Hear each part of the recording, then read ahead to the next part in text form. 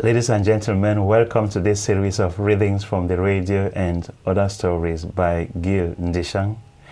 Today we're going to read about the Melancholy Hussar. Whenever you saw a Fulani Hussar on the main road, you would leave the veranda and rush to the back of the house to alert your playmates. Together, you would move closer to the road, curiously observing the spectacle of the Melancholy Hussar and his neighing horse as it trudged peacefully along the road. Sometimes you were unlucky enough to miss the spectacle. When that happened, the imprints of the hooves or punctuations of fresh equestrian dung on the main road would testify that a Fulani horse rider had passed there. Many youngsters in Luh mastered some expressions of greetings which they uttered enthusiastically but fearfully to the passing horse rider.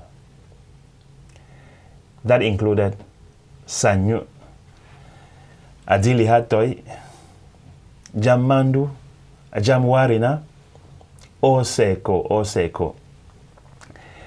The Hussar would respond with a smile and even come down from his horse to ask for water and goro, meaning kola nut.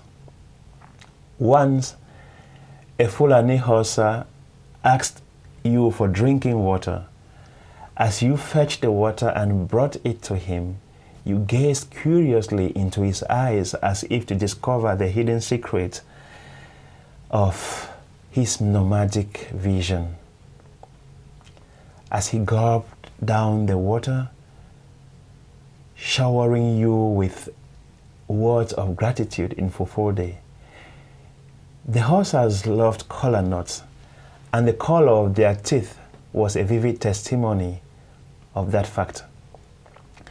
Whenever they asked for kola nuts, you were sure to receive some coins in exchange.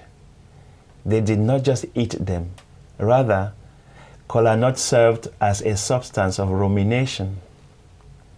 But sometimes, some wanton boys mischievously greeted the horse riders with expressions such as "Dandurungwa."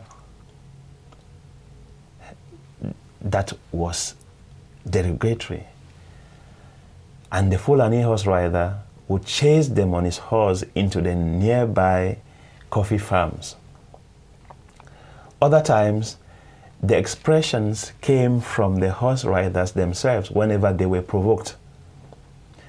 But most often, the Fulani horse riders were kind and were able to build great bonds of friendship with some elderly persons in Luh village, especially those who were Muslims and who spoke the Fufode language with great fluency. Your village had a sizable Fulani community. They were called the Mbororos, and they were mostly cattle farmers who lived at the fringes of the village, on the slopes of the Ka and Chindong mountain chains, where they had enough pasture for their cattle. Apart from their language, many of them spoke Limbom,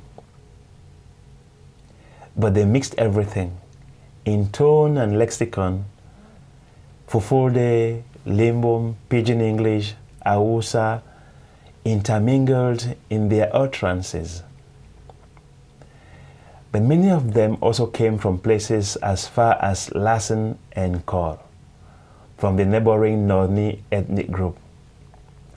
The images of the Mbororo horse rider were so strong in your memory that when you came to read Thomas Hardy's The Melancholy Hussar of the German legend, the story of Matthäus Tina, the homesick German soldier posted to King George's York legend and his ill-fated romance with Phyllis, the meek countryside girl. That account sounded like a metaphorical rendition of an original story from Luh that you already knew growing up. Thank you.